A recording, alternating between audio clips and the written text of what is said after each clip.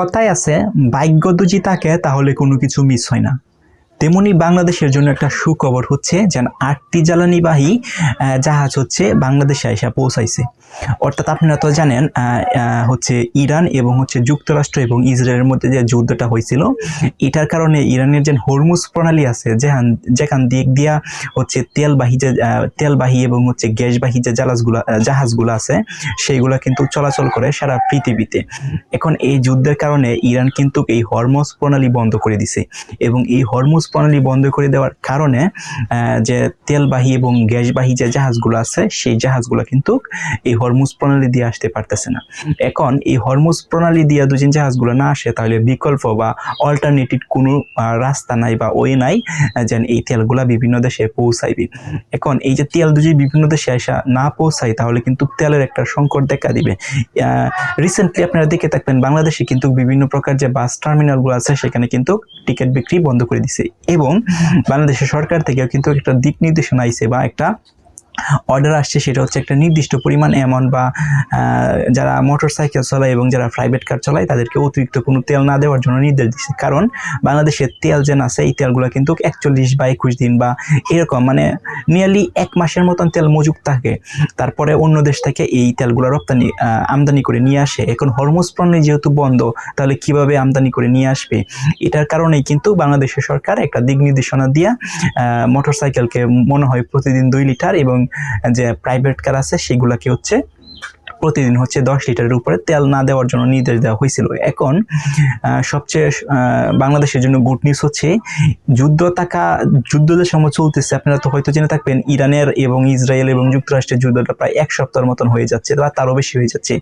এখন এই যে জাহাজগুলো যেন আছে বাংলাদেশের যে তেলবাহী যে জাহাজগুলো ছিল 8টা জাহাজ, সেগুলো যে বাংলাদেশে আসছিল সেটা হচ্ছে ইরানের যে হরমুজ প্রণালী বন্ধ করে দেওয়ার আগেই কিন্তু এই যে হরমুজ প্রণালী যে স্থানটা আছে সেটা কিন্তু ওভারটেক করে এই জাহাজগুলো চলে আসছিল। এরপরে এই হরমুজ প্রণালী ওভারটেক করে চলে আসার পরে কিন্তু ইরানে রিসেন্টলি প্রায় 2-3 দিন বা 4-5 দিন হবে যেন এই যে হরমুজ প্রণালী আছে সেটাকে বন্ধ করে দিছে। দ্যাটস ওয়াই এটার কারণে কিন্তু যে জাহাজগুলা হরমুজ প্রণালী ওভারটেক করে চলে আসছিল সেগুলো কিন্তু আরামসে বাংলাদেশে চলে আসছে।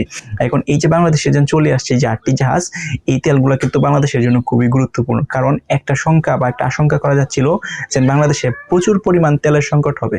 তেলের সংকট হলে কি হবে? যানবাহন চলাচল বন্ধ হবে, বিদ্যুৎ সংকট দেখা দিবে।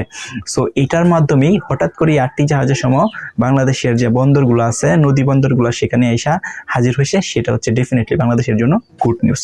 ইভেন বাংলাদেশেও তো আপনারা দেখতে পাইতেছেন রিসেন্টলি যে ঘটনাগুলো ঘটতেছে। বাংলাদেশ সরকার যেন একটা দিক নির্দেশনা দিছিল যেন বেশি পরিমাণ তেল না দেওয়ার জন্য এবং তেল মজুত রাখার জন্য, অপ্রয়োজনীয় তেল অপচয় করার জন্য।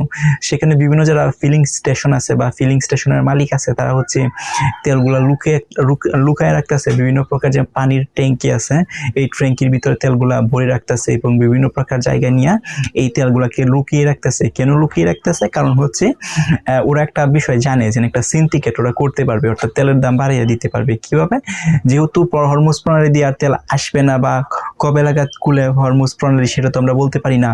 সো যদি তেলগুলো তারা স্টকে রাখে দিতে পারে, যদি মজুত করে রাখতে দিতে পারে, তাহলে তাদের কাছে যে সময় তেলের সংকট হবে তখন তাদের কাছে তেল থাকবে এবং তারা চড়া দামে এবং বেশি দামে তেল বিক্রি করতে পারবে। এরকমটাই আশায়, এরকম সিন্ডিকেট করার আশায় কিন্তু অনেকে বিভিন্ন প্রকার পানির যে ট্যাঙ্কগুলো আছে, বিভিন্ন প্রকার যে যন্ত্রপাতি আছে সেখানে কিন্তু তেলগুলা লুকিয়ে রাখার চেষ্টা করতেছে। ইভেন বিভিন্ন স্থানে কিন্তু যারা নির্বাহী এক্সিকিউটিভ ম্যাজিস্ট্রেট আছে তারা কিন্তু অভিযান চালিয়ে কিন্তু সত্যতা মিলছে যে প্রমাণ পাইছে যেন ওরা যেন লুকিয়ে রাখতেছে এবং হচ্ছে সেখানে বিভিন্ন প্রকার জরিমানাও কিন্তু করতেছে। সো বাংলাদেশ এরকম একটা দেশ, সবাই চাই তাদের বিজনেসটা ভালো করার জন্য, মানুষের কথা কেউই ভাবে না।